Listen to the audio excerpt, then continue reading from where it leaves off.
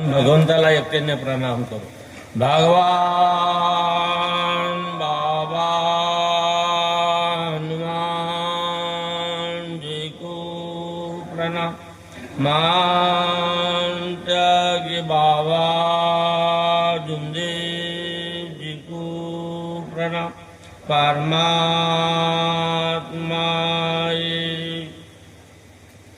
भगवत प्राप्ति करता निष्काम कर्मयोग परम पूज्य परमात्मा एक सेवक मंडळ वर्धमान नगर नागपूरच्या वतीने बाबाच्या आदेशाप्रमाणे आज श्रीमान्य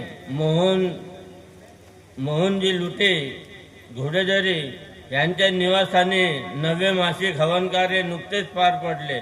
त्यानिमित्त ही चर्चा बैठक आयोजित करण्यात आली आहे. या चर्चा बैठकीमध्ये जगाचे निर्माते सृष्टीचे विधाते स्वयं भगवान बाबा हनुमानजी उपस्थित आहेत.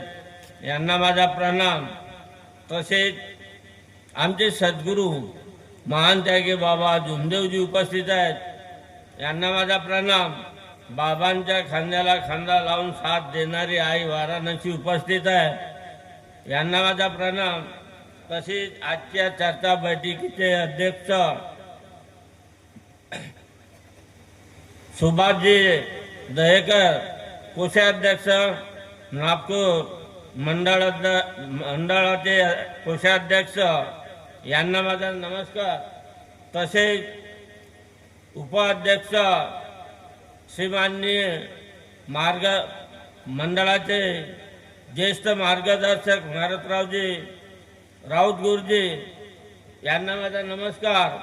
तसेच प्रमुख पाहुणे म्हणून देवरामजी तुमसरे उपाध्यक्ष नागपूर मंडळ अंतर्गत यांना माझा नमस्कार. तसेच सर्व मंचावर मार्गदर्शक मंडळी आणि सेवक सेविका बालगोपाल सर्वांना माझा नमस्कार.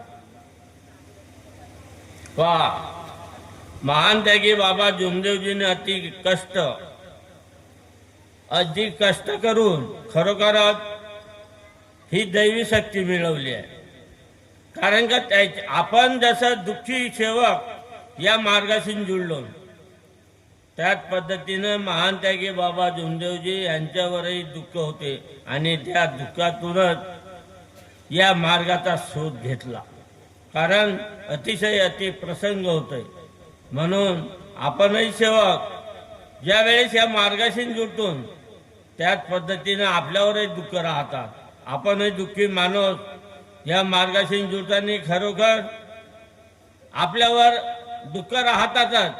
कोणी दारुड्या राहते, कोणी रोग राहीना राहते, कोणी कहना राहते. म्हणून सर्व आपापल्या परी दुःखी राहतात. म्हणून या मार्गात येताना मी सुद्धा दुःखीच होतो. मी सुद्धा दुःखी होतो आणि त्यामुळे या मार्गाचा कारण का माझा पहिला मुद्दा होता, माझा भाऊ मरण पावला होता. आम्ही दोघे भाऊ होतो.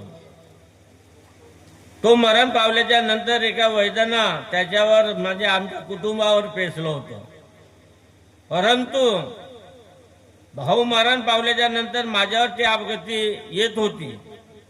ते अपघाती येताना म्हणजे त्यांनी टीबी पेसला होता आणि आमच्या घरी म्हैस होती. ते 10-15 लिटर दूध द्यायची. अहोस पुण्य आली का ते दूधच नाही द्यायची. न माझं तब्येत अहोस पुण्य आली का तब्येतच वाढायची. असा प्रकार घडत होता. आणि नंतर पैसा खूप खर्च करण्यात आला. मला भाऊ मरण पावल्याच्या नंतर आम्ही विचार केला आणि आम्हाला हा मार्ग माहीत नव्हता. त्यावेळेस मी 1994 या मार्गाशी जुळलो. 1994 फेब्रुवारी 8 फेब्रुवारी 1994 मी या मार्गाशी जुळलो. कारण का माझी तब्येत खूप खराब होती. हा मार्गाच्या माहिती मिळाल्यावर मी सेलोटी या गावी धुर्वे गुरुजी यांच्याकडे गेलो. त्यांना आपली अपघाती सांगितली. त्यांना दुःखाचे पूर्ण निवारण त्याने सरळ सांगितलं का बाबा म्हणते हा मार्ग मरण्याचा आहे, तू या मार्गात येतेस पण हा मार्ग मरण्याचा आहे. बाबाचे तत्व शब्द नियमाने वागावे लागले. ठीक आहे साहेब म्हणला. बाबाच्या नियमानं वागणे ठीक आहे. त्यांनी आम्हाला 7 दिवसाचे कार्य दिले. आम्हाला 7 दिवसाचे कार्य दिल्यावर आम्ही 7 दिवसाचे कार्याला 2 दिवस विलंब केला. कारण का आम्ही जे प्रतिमा होत्या काही ह्या होते ते फेकफूक झाले नव्हते. जेवढा वगैरे फेकावाला होता तो फेकल्याच्या नंतर 2 दिवसाच्या लेट आम्ही कार्याला सुरुवात केला. गुरुजीनं 2 दिवस लेट का झाले म्हणून त्या माझ्या भावाच्या सासूला जेवणाळ्याला पाठवलं होतं. त्यावेळेस ती बाई आली ना म्हणजे काहून नाही, मला वेळ झाली.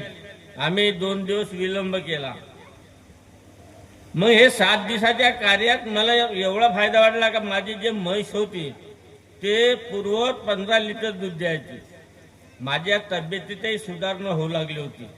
म्हणून मी या मार्गात मग हळूहळू 7 ते 11 असे कार्य दिले आणि माझे तब्येतीत सुधारणा झाली त्यावेळेस आणि मी सुखी बनलो.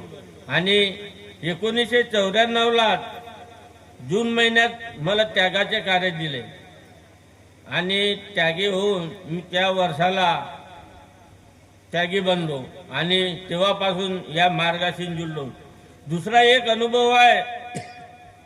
माझा मुलगा मी बाबाच्या प्रतिमेला म्हणजे हवन कार्य होता, ऐच्छिक हवन, तर बाबा म्हणला झाले जुईचे फुलं आण माळ करण्यासाठी. मी त्याला पाठविलं होतं. माळीला फुलं आणण्यासाठी गेला तो रुईच्या फुलाचा दूध त्याच्या डोळ्यामध्ये गेला. आता त्यावेळेस त्याला काही नाही वाटला, पण 2 महिन्याच्या नंतर त्याच्या त्या डोळ्याला दिसायलाच नाही, दिसतच नव्हता. ज्या डोळ्यात रुईचा दूध गेला त्या डोळ्याला दिसतच नव्हता. 6वा महिना लागला. मास्तर गुरुजी लोक माझ्याकडे आले. या मुलाला म्हणते तुम्ही चांगली ट्रीटमेंट घ्या, कारण का या मुलाला आतापासून दिसत नाही तर समोर कसं होईल. भगवंताला आम्ही विनंती केलो. भगवान बाबा हनुमानजी तसेच महान त्यागी बाबा जमदेवजी तुम्हाला समोर ठेवून आम्ही योग ठेवतो. बाबा तुझ्या कार्यासाठी हे फुलाला पाठवलं, तुझ्या कार्यासाठी फुलाला पाठवलं ना. माझ्या मुलाचा डोळा अंधत्व होईल हा कसा, आम्हाला काहीतरी योग द्या. त्यावेळेस आता घाबरल्याच्याने झाला माणूस. भंडाऱ्यालाही डॉक्टरकडे दाखवला. मग तो त्याला नागपूरला पाठवलं. मग मला मी नागपूरला त्या पोराला नेलो हॉस्पिटलमध्ये. तिथं त्याच्या डोळ्याच्या कानाने ऑपरेशन नाही केलं, नुसत्या औषध देणं आणि आपला फूक मारणं याच्यावरच तो क्रिया साफ झाली आणि त्या डोळ्याला दिसावा लागला.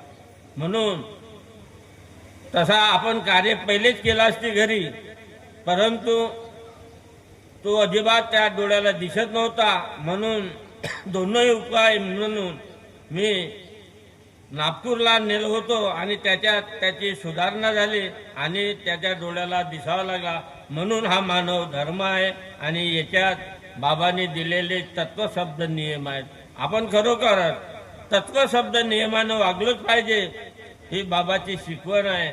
म्हणून सर्वांनी लक्षात ठेवा आणि मी सुद्धा या तत्वशब्द नियमानं वागेन. एवढे बोलून माझे 2 शब्द या ठिकाणी संपवतो. सर्वांना माझा नमस्कार.